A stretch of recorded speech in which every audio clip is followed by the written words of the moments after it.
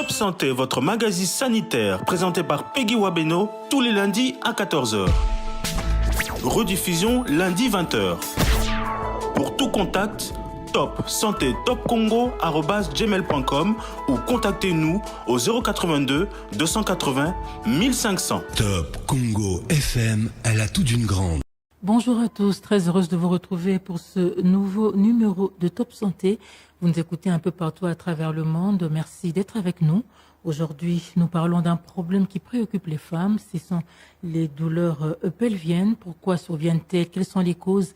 Quelles sont les conséquences et quels traitements? On va donc en parler dans cette émission avec notre invité. C'est le docteur Emmanuel Nzao. Il est professeur à la faculté de médecine. Il est professeur de gynécologie à la faculté de médecine de l'université de Kinshasa, mais il est également président de la fondation Daimi Berlind. C'est avec lui que nous allons aborder cette thématique. Bonjour professeur et bienvenue. Bonjour madame, merci beaucoup de me recevoir. Comment allez-vous? Oui, ça va. Dieu nous fait grâce, on est là. Merci beaucoup. Voilà, nous parlons des douleurs pelviennes chez la femme. Oui. Qu'est-ce qu'on peut comprendre? Alors, les douleurs pelviennes chez la femme doivent d'abord être distinguées en deux. Mais de manière générale, ce sont toutes sensations désagréables, on pourrait dire, pour se répéter par rapport au vocable de douleur, toute sensation douloureuse qui est ressentie au niveau du bas-ventre de la femme. Et dans ce groupe des douleurs pelviennes, on distingue deux essentiellement, les douleurs qui sont aiguës et d'autres qui sont chroniques. Et la différence est essentiellement dans les causes, bien sûr, mais aussi dans le délai. Lorsqu'on parle d'aigus et chroniques, on voit beaucoup plus un délai beaucoup plus court pour les douleurs aiguës, qui sont beaucoup plus parlantes. Et les douleurs chroniques qui peuvent se présenter pendant très longtemps chez une personne. Donc, il s'agit des sensations ressenties de manière désagréable, douloureuse au bas-ventre chez la femme. Mais qu'est-ce qui peut provoquer toutes ces douleurs? Plusieurs causes peuvent être à la base de ces douleurs pelviennes chez la femme. Les aigus, on va rapidement parler de ça parce que pour ça, généralement, les femmes vont consulter parce que généralement, ce sont des douleurs qui les mettent très mal à l'aise. C'est très important d'entrée du jeu ici de relever le fait que quand une femme qui normalement est dans la période de reproduction, c'est-à-dire qu'il y a des règles, qu'il peut avoir d'enfants et tout des enfants, lorsqu'elle a ces douleurs aiguës, ça veut dire qu'un jour elle se réveille, elle commence à avoir très mal au bas-ventre, il faut penser que ça peut être une grossesse qui est mal située, par exemple, qui est au niveau des trompes. Parce que si on ne pense pas à ça, ça peut amener jusqu'à la mort.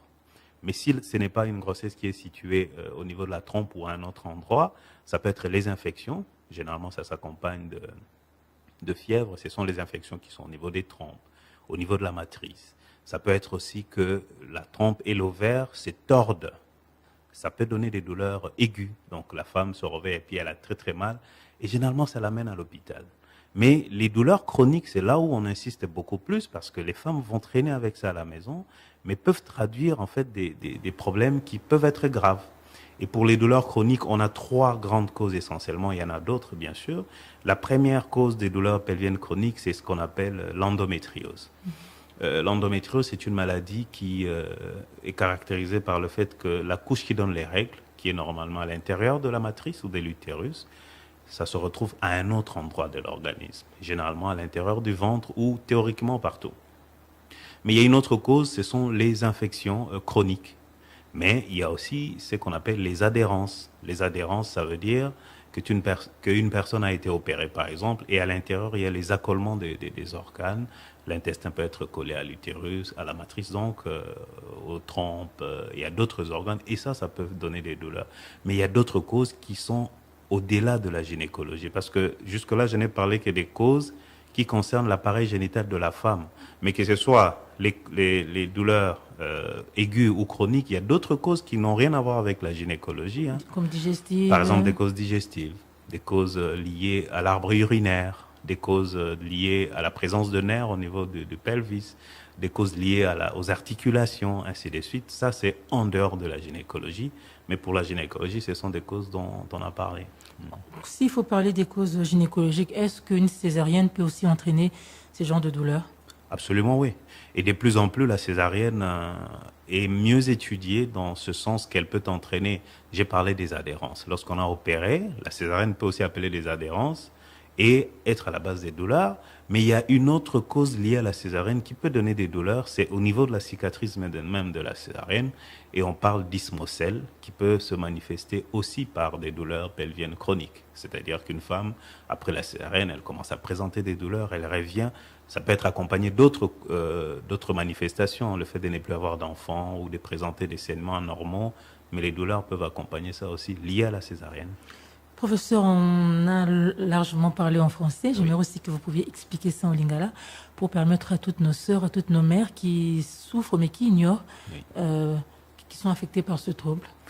Oui, c'est très important parce que, en fait, c'est la communication. La communication doit être portée vers tout type de personnes parce que le concerné peut ne pas être à même de suivre ça en français.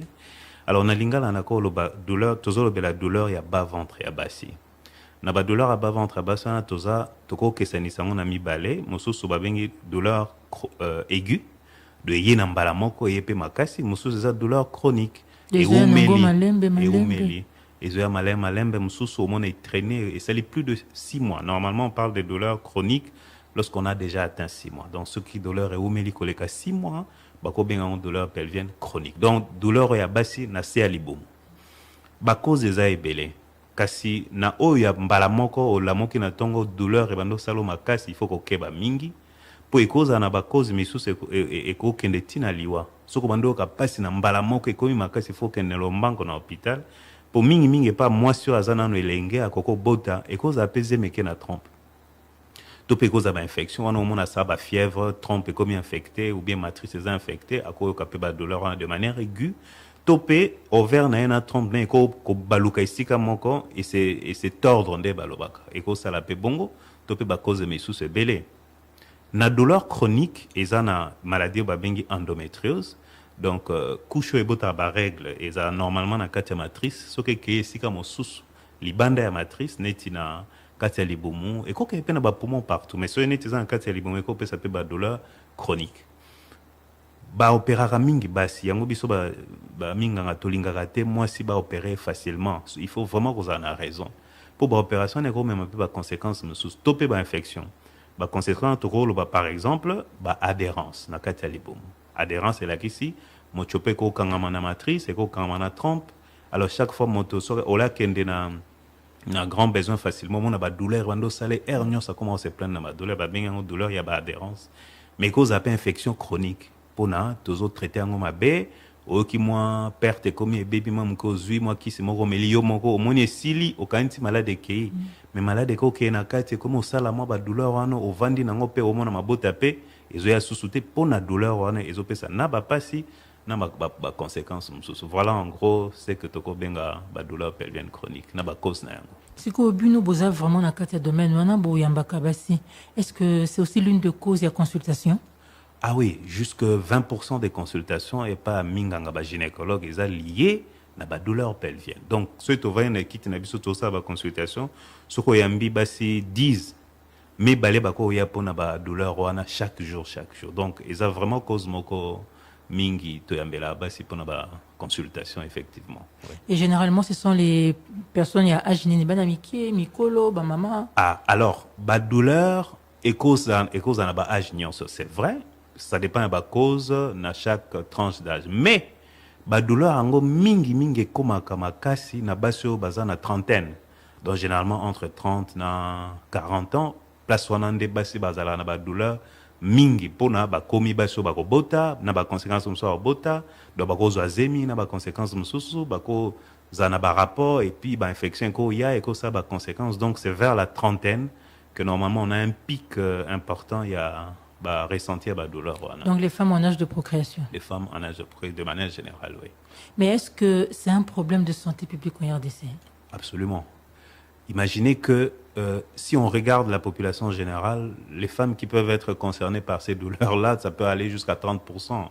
Si vous prenez la population du Congo, 30%, ça représente de millions de femmes. Effectivement, c'est un problème, pas seulement sur le fait que les femmes en souffrent, on parle des femmes, de plus en plus, elles en souffrent, mais ça peut détruire leur leadership.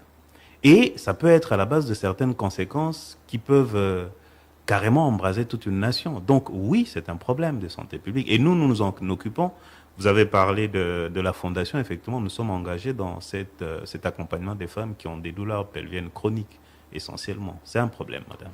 Et dans le cadre de votre fondation, concrètement, qu'est-ce que vous faites? Alors nous, on est beaucoup plus dans l'amélioration de la prise en charge de l'endométriose, qui est une cause de la douleur pelvienne chronique.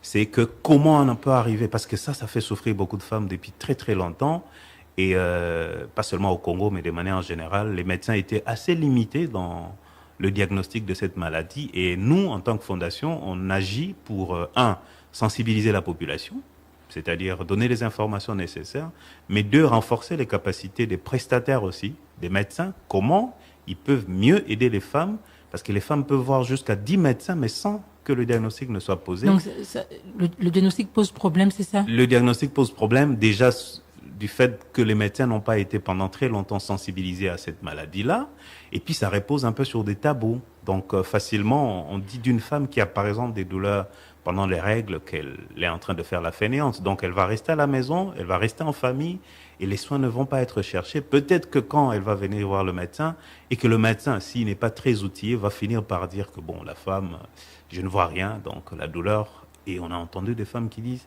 qu'on leur a parlé des douleurs qui étaient dans leur tête. Imaginez la destruction que ça peut faire chez une femme. Et ce sont tous ces faits-là qu'on est en train de vouloir briser pour que les femmes qui souffrent d'endométriose arrivent à, connaître leurs problèmes et deux, savoir comment prendre en charge. Justement, c'est ça. Ni moins si on a une douleur, et que on a une endométriose. Il y a que la douleur, on est se manifester, mais comment reconnaître tout ça? Voilà. Ndengeni a koki koeba kwa koki koza endométriose, mais eza te que moi si moi tel abi ngana endométriose. Pe bando kende chaque fois na endométriose. Non. Effectivement, l'endométriose et ses manifestations ba biloko mi balai essentiellement. Et ça biblo mususu hein. Un, c'est la douleur. La douleur, en gros, c'est la douleur nini. Et ça, c'est douleur de plusieurs types. Il y a l'ibosé, ça, c'est douleur à règle. Et ça, c'est douleur au lamukina tongo, qui moi, oui, et ça, c'est règle. Non, et ça, c'est douleur vraiment, et que ça, là, que moi, si, à kokako bimate, à vandananda, ou à kokako salate. Mais on a eu quoi, Amélie qui s'y allait. Sur Abando, mais là, qui s'y libosé, ça aussi, ils aussi, ils sous teti, douleur, et comme vraiment, quoi, affecté, vinae, il faut faire attention.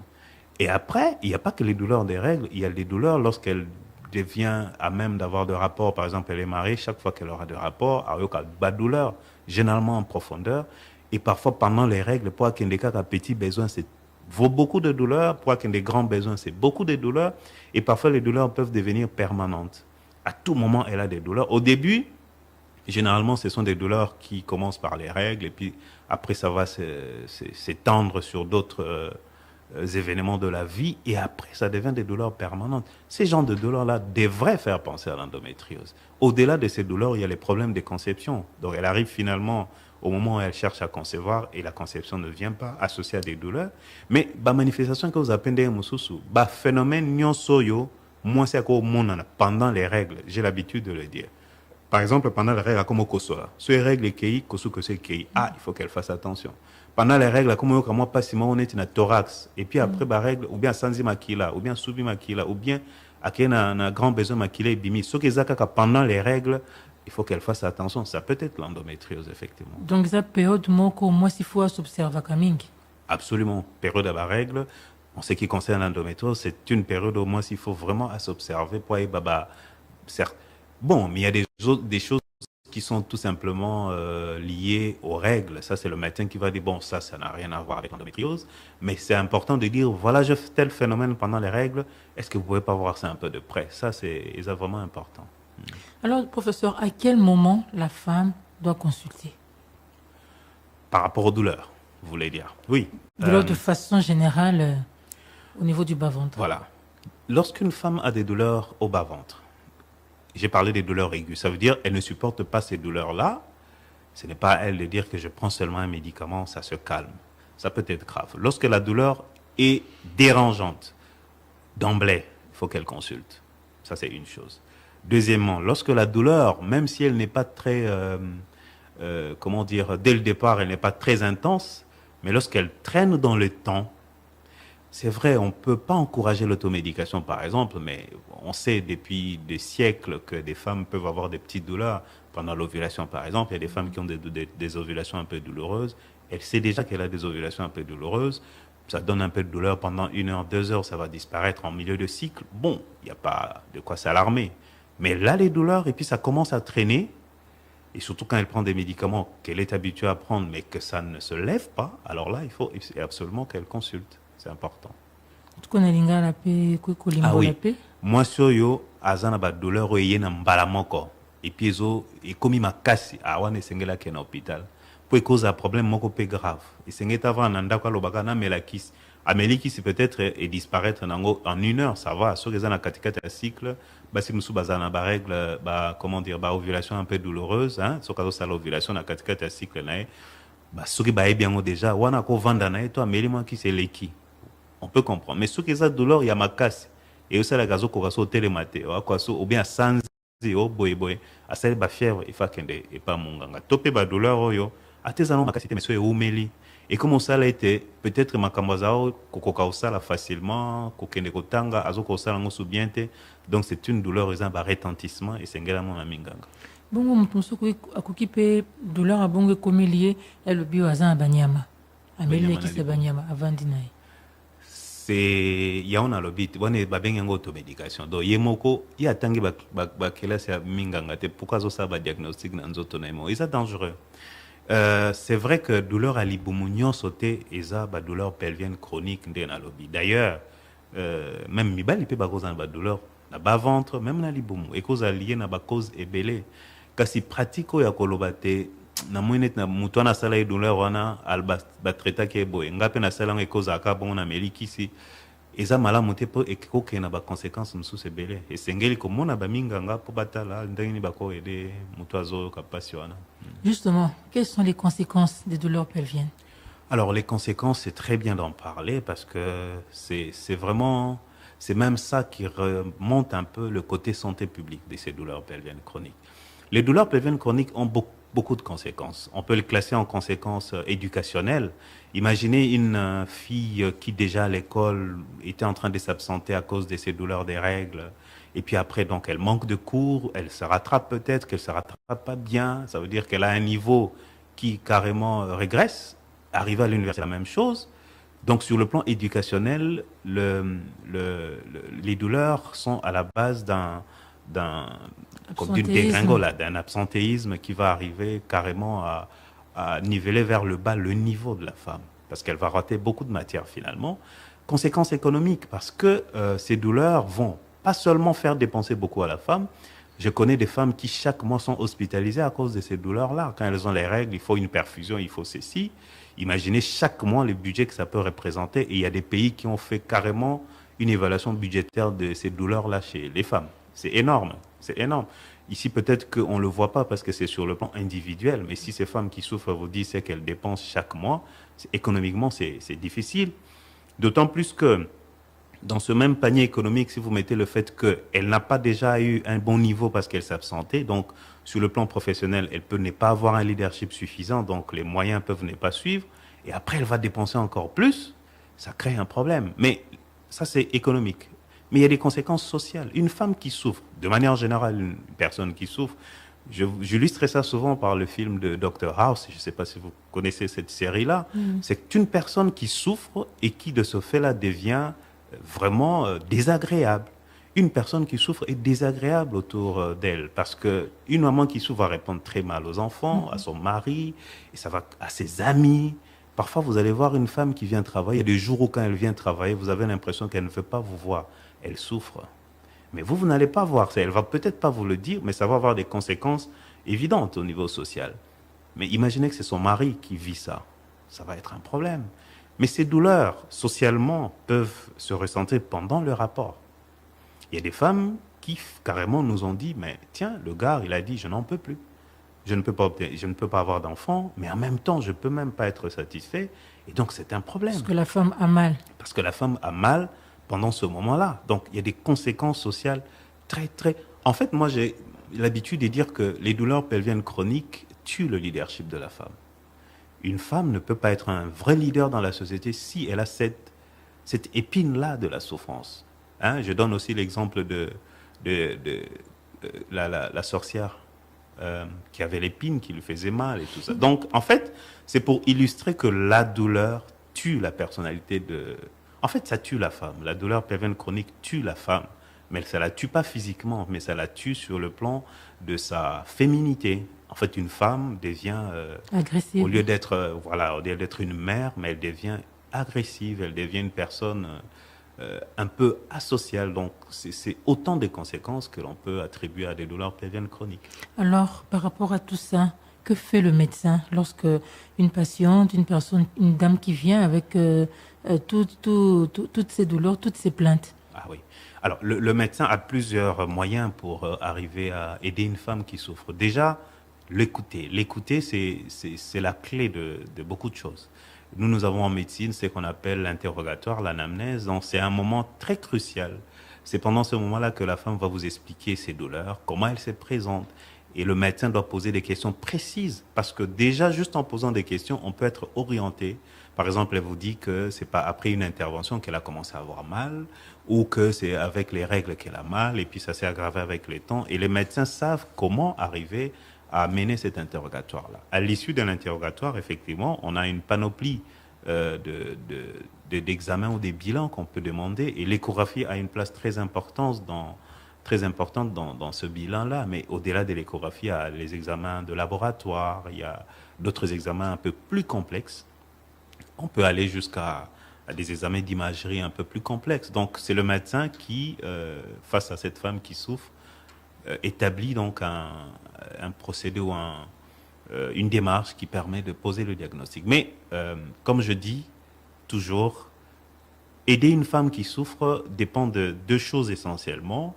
De ce que l'on est comme un médecin, c'est-à-dire de l'expertise de ce que l'on sait, mais aussi des moyens qu'on a pour l'aider. Ça veut dire, on peut avoir toutes les conséquences, mais parfois c'est le plateau technique, c'est-à-dire que vous n'avez pas un bon échographe, vous n'avez pas tel autre moyen, vous êtes par exemple dans un coin perdu, vous ne pouvez faire qu'avec votre expertise, vous pouvez mieux l'utiliser, mais vous êtes dans un cadre comme à Kinshasa, ainsi de suite, vous pouvez utiliser beaucoup d'autres moyens pour aider cette femme-là. En parlant justement des coins perdus, les femmes qui vivent à l'arrière-pays, Oui. là où tous les plateaux techniques que vous avez évoqués, les médecins n'ont pas tous ce plateau technique-là. Comment assurer leur prise en charge? Oui, c'est vraiment... ça me rappelle, parce qu'on vient de rentrer d'un milieu rural, effectivement, où on a vu beaucoup de femmes souffrir des douleurs. Et il y a pas que, Madame Peggy, il n'y a pas que le fait de savoir si une femme souffre, comment l'aider. Mais il y a le fait de savoir déjà comment se comportent les médecins dans ces milieux lorsqu'une femme souffre. Et je me suis rendu compte que lorsque ces femmes souffrent de ces douleurs, très rapidement, on va dire que c'est un kyste, on va encore réopérer ces femmes. Et vous allez voir des femmes qui vont être opérées pendant 5-6 fois pour les mêmes douleurs. Et donc, c'est un problème. Alors, comment les aider? Ça veut dire que le diagnostic a été mal posé. Ça veut dire que le diagnostic, probablement, n'était pas correct. Et on se réfugie sur des diagnostics parfois un peu chirurgicaux. Par exemple, c'est un kyste et donc je vais opérer. Ça, c'est une psychologie dont je crois que l'État doit s'occuper pour que de plus en plus nous soyons renforcés, nous tous les médecins, pour que nous agissions de manière à beaucoup plus aider, parce que c'est même ça qui nous dirige. Hein. D'abord, comme on dit, primo non nocere. Donc d'abord, ne pas nuire. Parce qu'une attitude, si elle commence à nuire, ce n'est pas une attitude qui doit venir des médecins. Mais comment les aider dans ces milieux-là? C'est comme je dis, si vous avez un renforcement des capacités des médecins qui peuvent leur permettre, même sans les bilans approfondis, d'arriver à approcher ne fût-ce que les diagnostics et mettre en place des traitements corrects, c'est déjà ça. Donc, il n'y a pas que le côté, comme on dit, paraclinique. Donc, examen, échographie, ça aide. Ça ne fait que aider. Donc ça, je voudrais vraiment insister, ça ne fait que aider. Mais généralement, le diagnostic, c'est vraiment au bout de l'examen. Donc là, le médecin parle à la patiente, le médecin examine physiquement la patiente, touche à gauche, touche à droite, essaie de voir. Et ça, nous insistons beaucoup. Lorsque vous n'avez pas suffisamment de moyens de faire, par exemple, l'échographie et tous les autres bilans, alors vous devez vous appuyer sur ce que vous avez. Et c'est que nous avons beaucoup plus qui peut difficilement nous être ôté, à moins qu'on ne soit plus médecin, c'est de voir, de toucher, de sentir. Et ça, ce sont des choses qui peuvent vraiment nous orienter correctement, si on les utilise à bon escient. Oui. Et le traitement, c'est Zakandingen? Alors, traitement, il faut dépendre de la cause, évidemment. Na ba douleur aiguë, par exemple, sur les grossesse et la trompe, médecin le ba ebi, go traitant médicalement, tout comme peut kende tina chirurgie, ko opérer. C'est grossesse na trompe. Ceux qui ont infection, ce sont les antibiotiques généralement. Ceux qui, par exemple, ovaire, na trompe et c'est tordre, ça c'est la chirurgie aussi, c'est pour aller détordre et essayer de fixer peut-être dans certaines conditions. Et pour les douleurs chroniques, l'endométriose a un traitement codifié maintenant, de plus en plus d'ailleurs, parce qu'on continue à améliorer. Hein. On peut donner des médicaments, on peut aller jusqu'à la chirurgie pour l'endométriose. Pour les infections, ce sont les médicaments généralement. Mais pour les adhérences, alors là, il faut faire attention parce qu'aller opérer pour défaire les adhérences, ça peut toujours se refaire. Donc, on discute avec la patiente, on essaie de voir s'il y a vraiment lieu d'aller opérer. Et puis, il y a d'autres causes. Donc, le traitement vraiment dépend de la cause qui est à la base, qu'il faut d'abord découvrir. Alors, est-ce que, au bout du traitement, une dame qui a suivi son traitement complet, est-ce qu'elle peut récidiver? Alors là aussi, ça dépend des causes. Les infections, lorsqu'elles sont bien traitées, peuvent guérir. Les infections, lorsqu'elles sont traitées en retard, peuvent guérir, mais peuvent laisser des séquelles irréversibles. Lorsque, par exemple, on a une infection qui a totalement rongé la trompe, bousillé la trompe, ainsi de suite, vous pouvez traiter, mais le fait que la trompe ait été bousillée, ça peut ne pas revenir à l'état initial. Est-ce que ça peut récidiver dans le sens où ça revient? Mais lorsque le comportement n'a pas changé, une infection qui a été traitée peut revenir. Ce n'est pas forcément que la même infection revient, mais elle peut contracter une autre infection. Mais il y a d'autres maladies, comme par exemple, je parle de l'endométriose régulièrement, oui, ça peut récidiver, dans le sens où on peut même aller, on opère, on enlève, lorsque l'indication est là, mais après, ils ont les sous-sous. En fait, l'endométriose est une maladie chronique. C'est pas que au lobby que non a une endométriose, les lona biki. C'est possible dans certaines conditions vraiment. Et ça n'est hypertension. Donc c'est chronique et c'est vraiment lié à l'activité génitale et à moins sur azobelango. Tant que à okomano na ménopause, l'endométriose peut kozonga. Donc la femme est condamnée à en souffrir. C'est pas qu'elle est condamnée à en souffrir parce que c'est ce que nous disons. Non, elle n'est pas condamnée à en souffrir. Elle peut porter l'endométriose, mais on peut l'accompagner pour qu'elle ait une vie normale, pour qu'elle n'en souffre pas. On peut avoir de l'endométriose et ne pas en souffrir. Ne pas en souffrir, ça veut dire ne pas avoir les douleurs et avoir quand même des enfants. Parce que ce sont les deux problèmes les plus importants pour l'endométriose. Et ça, médicalement, on peut gérer, on peut accompagner ces femmes-là. Professeur Nzao, vous êtes également le président de la fondation d'Aimé Berlin. Oui. Depuis que vous existez, en fait, est-ce que vous pouvez un peu nous présenter votre fondation en quelques mots? Merci pour cette opportunité, madame. Alors, la fondation d'Aimé Berlin, c'est une fondation, donc un établissement d'utilité publique qui avait été mise en place depuis 2018. Essentiellement, au départ, c'est pour aider au développement de l'endoscopie dans notre pays, parce qu'on s'était rendu compte que de ce point de vue-là, on était un peu à la traîne par rapport à plusieurs pays africains. L'endoscopie, c'est une manière d'explorer l'organisme, mais sans ouvrir largement, en utilisant les voies naturelles. On arrive jusqu'à l'intérieur de l'organisme, on visualise l'intérieur, et pour ça, on utilise... À travers des sondes? Oui, on utilise des systèmes optiques qu'on appelle des endoscopes. Ça vous amène la lumière à l'intérieur et ça vous permet de ramener l'image. Et avec ça, on peut voir pourquoi une personne est dérangée par tel ou tel problème. Et on peut même aller opérer. Par exemple, en gynécologie, on opère beaucoup de problèmes, fibromes et tout ce que vous voulez, kystes, à travers l'endoscopie. Donc, sans ouvrir le ventre d'une femme.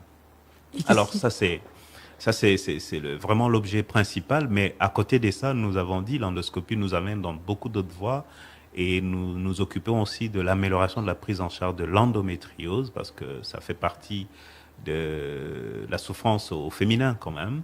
Mais aussi, nous sommes dans l'amélioration ou la prévention des cancers gynécologiques. Alors, depuis 2018, et d'ailleurs là, c'est 5 ans. Nous allons d'ailleurs fêter nos 5 ans cette année-ci. Et je vous ai déjà invité, Madame Peggy. Merci beaucoup. À cette célébration-là. Et donc, depuis lors, nous avons été dans 5 axes stratégiques essentiellement.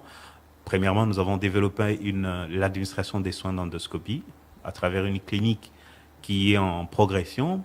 Deuxièmement, nous avons apporté notre contribution dans la formation des médecins à l'utilisation de l'endoscopie. Nous avons été dans les considérations de l'endoscopie générale d'abord et puis l'endoscopie gynécologique. Nous avons contribué aussi dans la recherche dans ce domaine de l'endoscopie au niveau du pays. Et grâce à certaines données que nous avons générées au niveau de la Fondation avec nos activités, nous avons pu contribuer au diplôme de jusque-là deux spécialistes, gynécologues obstétriciens.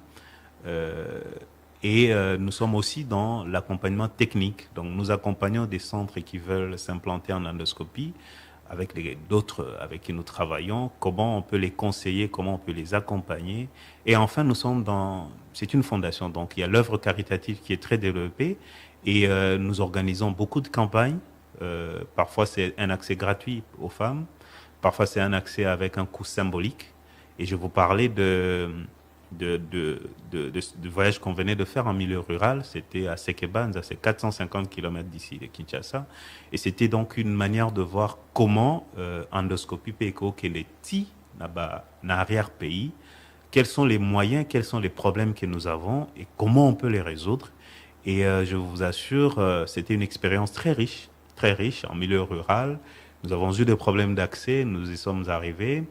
Et nous avons eu près de 150 consultations des femmes, consultations gynécologiques, et nous avons réalisé 126 endoscopies en milieu rural. Endoscopie, c'était essentiellement pour les femmes, comme c'est le mois de la femme. C'était de l'endoscopie dans la matrice, ça s'appelle hystéroscopie. Donc nous sommes allés là-bas pour des femmes qui ont ces indications. Nous avons opéré beaucoup de femmes, mais ce sont des interventions en un seul jour. Ça veut dire qu'on l'opère et elle rentre à la maison quelques minutes après, quelques heures après parfois. Mais est-ce qu'il y a un suivi après? Oui, alors parce que c'était bien préparé, on a travaillé avec la zone de santé de Sekebanza, donc c'est pas qu'on a atterri comme ça. Nous avons eu d'abord à faire des séances de renforcement des capacités des médecins sur place. Nous avons atterri, nous avons mené l'activité avec les médecins et nous avons eu à leur donner les voies et moyens. Et nous sommes toujours là en train, pour un problème ou un autre, comment apporter notre contribution. Donc la Fondation est là vraiment pour contribuer et là nous sommes dans un nouveau vocable, je vais le lancer, c'est l'endoscopisation de la RDC. Donc on est vraiment dans l'endoscopisation de la RDC maintenant. Et en contrepartie, qu'est-ce que vous gagnez?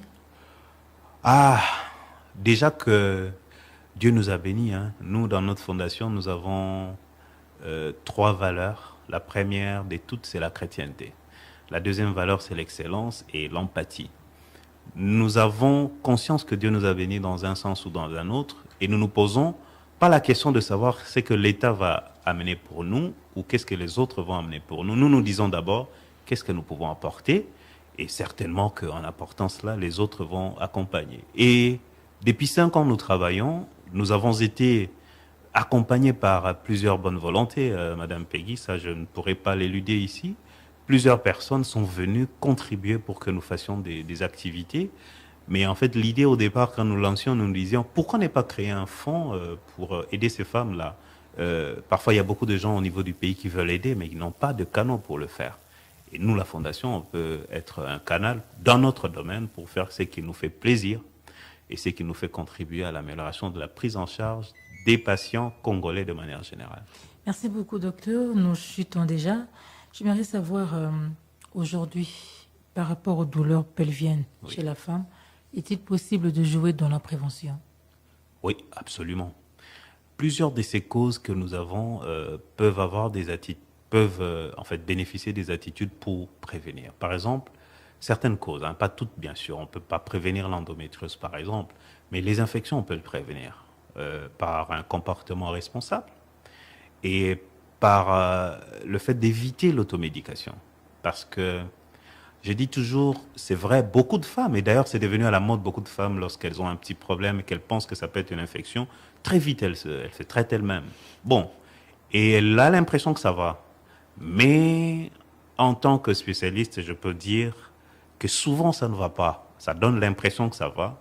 Mais le problème, au lieu d'être visible, il devient invisible, mais il continue à créer des problèmes. Et ça, c'est quelque chose qu'on peut éviter pour prévenir. Bien sûr, il y a d'autres causes qu'on ne peut pas... mais déjà, le fait de savoir qu'il peut y avoir un problème... Vous savez, madame, il y a des femmes qui ont souffert d'endométriose, et d'ailleurs, c'est ça la moyenne, entre 8 et 10 ans de souffrance, parfois 12 ans.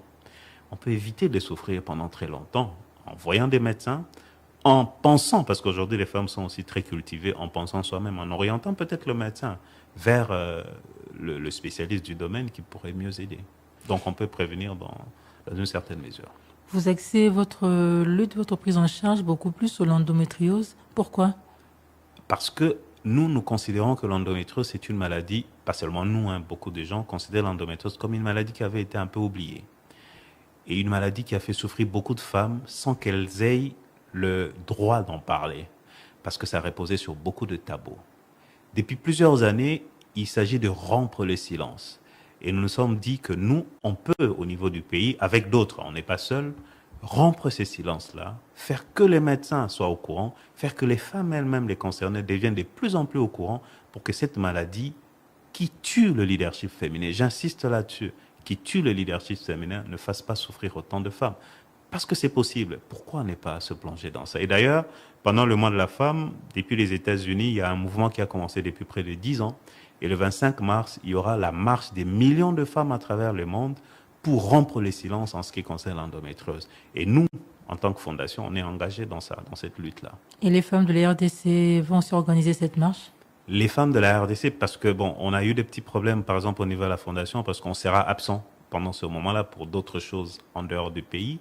Mais il y a d'autres groupes qui sont au niveau local, parce que je vous ai dit qu'on n'est pas seul à agir dans ce domaine.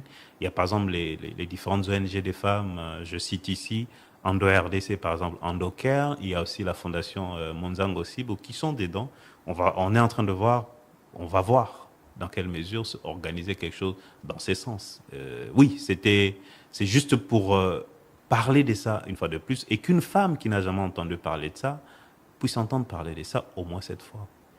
Professeur Nzao, moi si Oyo, azokobela douleur ou bien alinko koma na stade wana te esengeli na ya sala nini ko éviter douleur wana dans la prévention. Alors moi soyo azoka douleur soka lingite eumela po ekoma na ba conséquences ebele, c'est simple, esengela mona minganga.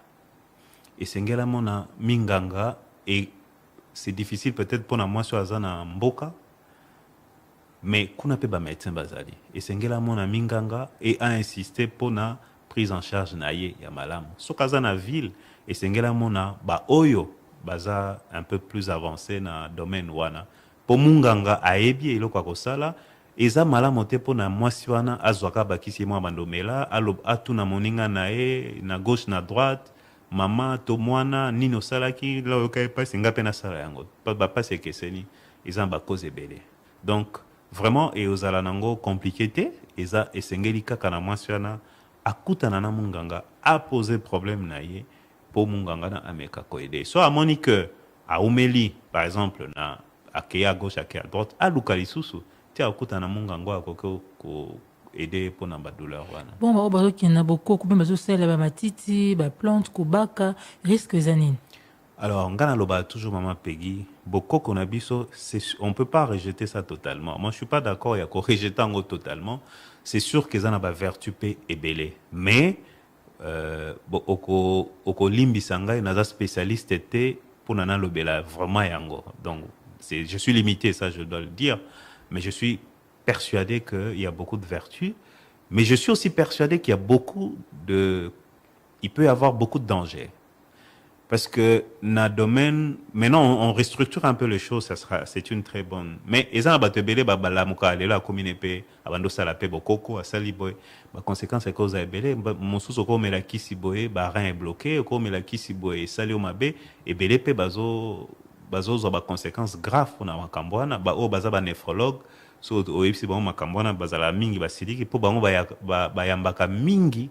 Bato ba mela ba qui sont ba conséquences au moins on a peut-être conséquences c'est les lotés, mais au bout de 5-10 ans ba rien na baby et comme problème comme fout un bon belé pour la dialyse tout pour na boy. Donc oui, la médecine traditionnelle amène beaucoup de choses kasi esengeli kozala vraiment prudent koyeba nani yango ay asengeli à administrer ba soins na ndenge koki. Olobi esengeli bango komona minganga nini pe komona minganga wapi? Minganga baze belé na lingi a te ko sala peut-être publicité à minganga tel ou tel, mais naebi que na domaine on est local esengeli pona basi en toute humilité na kokolo ba ke ba mona ba spécialiste ba gynécologue par exemple. Oui, ça c'est la moindre des choses. Oui. Voilà, on termine déjà. Vous avez un dernier message? Alors, dernier message, pour le mois de la femme, c'est le mois de mars, c'est que la femme, en fait, représente le socle de la société. Soki mwasi azali na bonne humeur te, libota mobimba et kozala malamu te. Ba douleur oya basi esala ke bango bazala na bonne humeur te.